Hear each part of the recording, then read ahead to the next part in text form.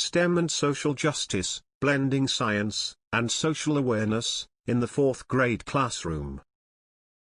Okay, so as a fourth grade science teacher, one of the things that I wanted to do this year more than last year is bring in social justice and DEI aspects into the curriculum, into the science curriculum. So take what we're already learning, but make sure that we have opportunities to discuss social justice issues related to what we are learning in science. So in this blog, I talked about our unit that we did regarding hurricanes and wildfires and relating severe weather related events such as hurricanes and wildfires to climate change and global warming, and then talking about some of the social justice issues that are also related to hurricanes, wildfires, and other severe weather related events as well.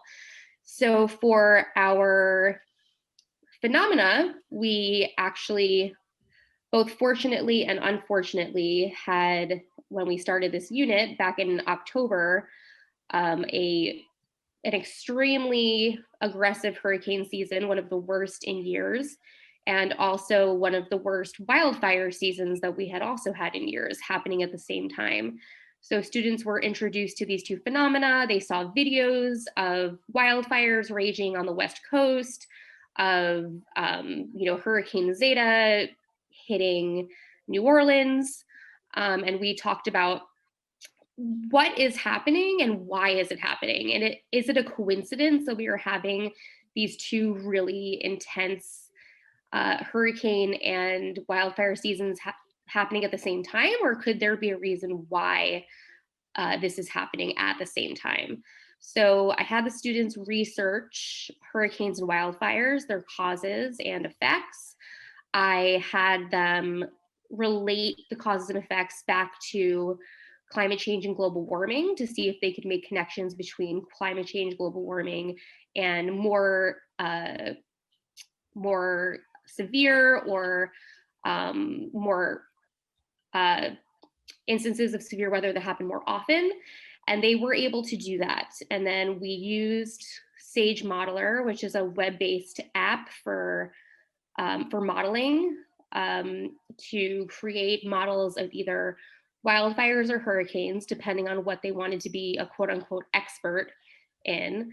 And when they were creating those models, they had as part of their models how climate change was related to whatever their phenomenon was. And so after creating those models, we wanted to talk a little bit about what are the social justice issues that are at play here.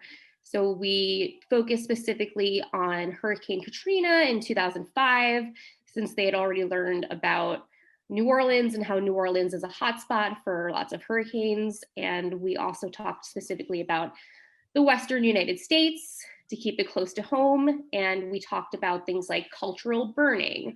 Why are we having more larger wildfires and this didn't happen in the past? Well, in the past, Indigenous people would do something called cultural or controlled burning that would allow them to make smaller fires that would then prevent these larger fires from happening. We talked about how undocumented farm workers were more likely to be affected by the wildfires because they were asked to continue working in evacuation zones, even as other people were asked to leave those evacuation zones. We talked about in Hurricane Katrina, who lived where did people make the most money, the least money? What were the people's racial backgrounds? And then where did they live in New Orleans relating to the elevation of the land to the water?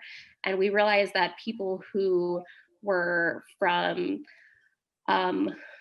more impoverished backgrounds and people who were from neighborhoods where most people were of color were actually more likely to be affected by the flooding of Hurricane Katrina.